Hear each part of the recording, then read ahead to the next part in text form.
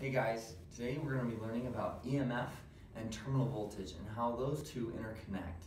In order to begin, we want to start by defining a few of our terms.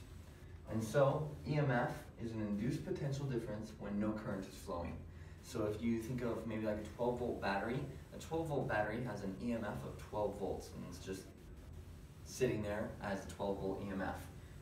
Internal resistance is inherent resistant to the flow of current within the voltage source. So that's the resistance that's just simply there from being a battery. It's natural. Our load is added resistance to a circuit. So that would be resistance that would be added due to a light bulb or anything like that. And so that can vary, and that'll be important later on when we talk about other equations. Terminal voltage is the actual output of voltage from a terminal. Terminal voltage can be defined mathematically as V, which is your terminal voltage, equals EMF minus your current times your internal resistance. So we can already see how three of our terms apply to each other. And so terminal voltage is simply what the actual voltage is that's going through that circuit, because it's your original voltage minus what current and resistance take away.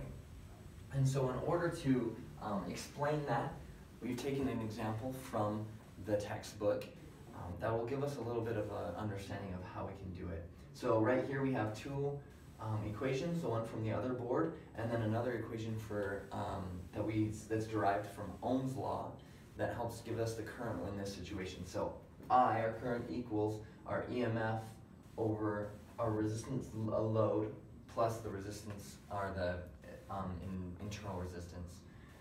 And so because those two resistances are going to be in sequence, we just add those up and then we can use them to explain current.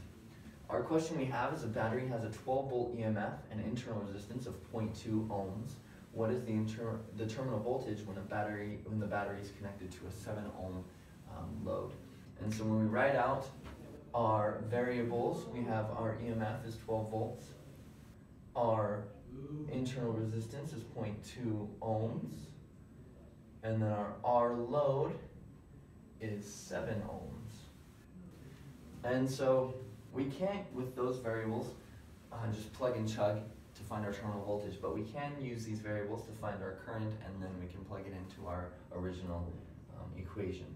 So our current is equal to 12 volts over 7.2 ohms.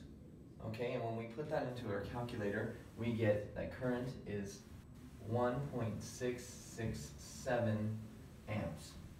Okay, so now we can add that into our equation. So V equals 12 volts minus 1.667 amps times 0.2 ohms. Oof.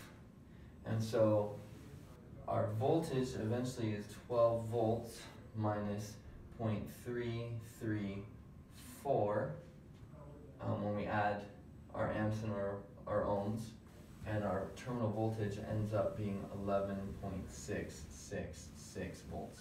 And so that makes sense when we think about it, because our terminal voltage is less than our EMF because we've subtracted our current and our resistance.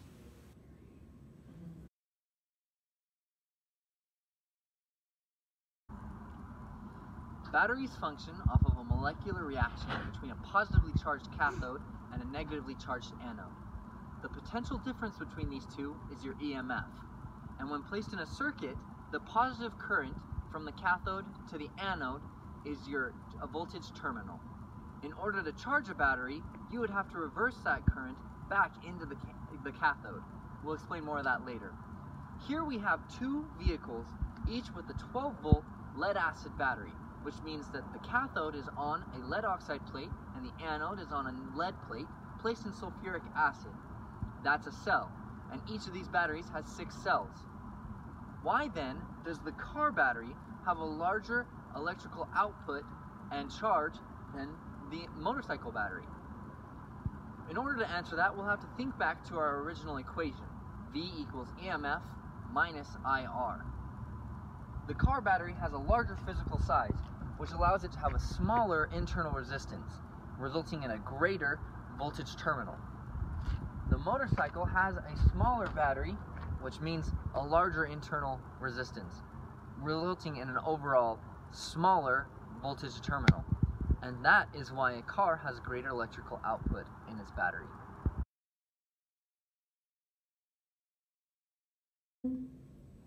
Alright, so now we're going to explain a little bit about charging a battery. Okay? So a battery works by inducing a current into a circuit that goes from the positive cathode and sends that positive charge to the negative anode. Now, in order to charge that battery, we would actually have to reverse the current from the anode back into the cathode. And so when we think about this in terms of our terminal voltage, right, we have EMF minus IR, okay? And so for the terminal voltage of the charger ends up having to be greater than the terminal voltage of the battery. And that's because when we reverse this current, we kind of make it negative, mathematically speaking. And so this whole thing becomes positive. It ends up, our equation ends up V equals MF plus IR. And so that the terminal voltage of the charger ends up being greater, needs to be greater in order to reverse that current. And that's kind of how charging a battery would work.